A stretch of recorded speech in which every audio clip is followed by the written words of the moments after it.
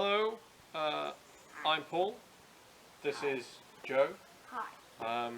Have you ever done the thing where you walk into a charity shop with a bunch of stuff to leave and then you accidentally buy something? Well, we did. We accidentally bought a telescope. By accident? By accident. It looked good, couldn't help it, decided I wanted a telescope.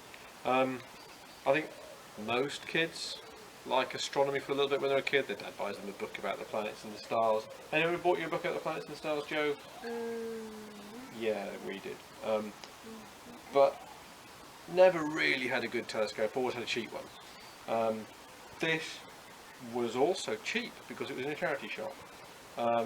And I know basically nothing about how to do astronomy, so we're learning as we go.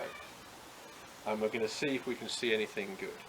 So what are we going to try and see? We're going to try and see Jupiter, Saturn, and well, not really trying to see Polaris. Polaris, yeah, good one. The moon a bit. We're going to try and see some stuff. So here's what we think we got for our money. And some of this is just like the technical language that I've been learning, thanks to the magic of Google.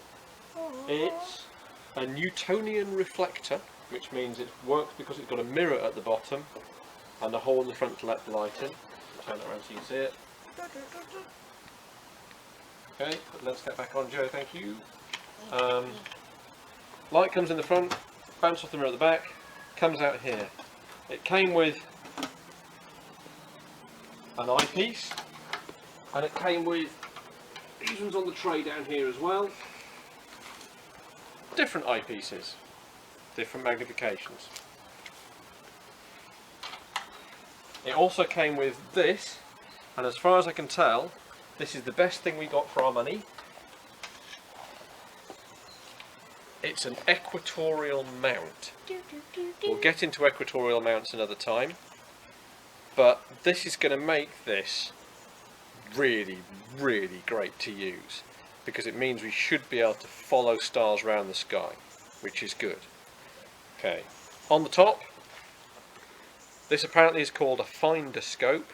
That's about all I know. Apparently they come in different sizes. I don't know which size this is, but it helps you line the thing up. And then if you look really, really carefully, there's a hole underneath the finder scope as well. And that seems to be, you look through that hole to figure out roughly where things are. You look through the finder scope to find out exactly where it is, then you look through the main eyepiece, and we're all good. So what we know about the telescope is essentially these numbers written on the sticker there, which tells that it's got a D of 114 millimeters, and that apparently is the diameter of the mirror, which tells us how much light it collects. That's 4.5 inches in old money, which my dad might understand, and an F of 900 millimeters, and apparently that is the focal length. And the focal length gives you an idea of how much magnification it's theoretically capable of, because you get the magnification by dividing the focal length by the focal length of the eyepiece that you're using. So the other thing we've worked out is that the magnification you get is the focal length divided by the focal length of the eyepiece. We've got a 20mm, a 12.5mm and a 4mm eyepiece that came with it, which means we've got magnifications of 900 divided by 20, which is 45. 45. Of 900 divided by 12.5, which is 72. 72. And 900 divided by 4, which is 225. 225. It also came with something called a Barlow lens, which apparently triples all those magnifications if you use it. Big plastic tube thing. Not sure what we're going to do with that.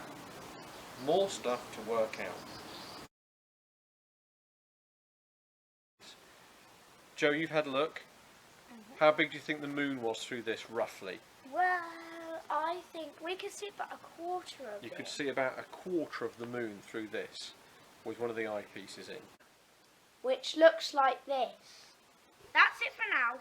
Next time we're going to try to explain what the equatorial mount does and why we're so pleased with it. And what on earth this thing is for.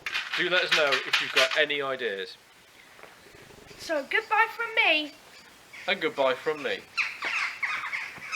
What?